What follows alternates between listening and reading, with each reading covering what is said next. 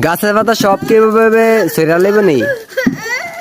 হ্যাঁ এভাবে চললে না বিলম্ব ধরতো।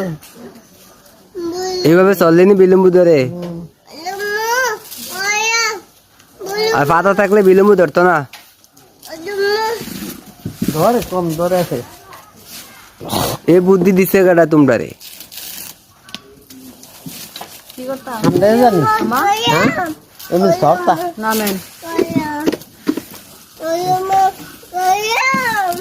গাছের একদম ল্যাংডা করে লিতেছে সইরা।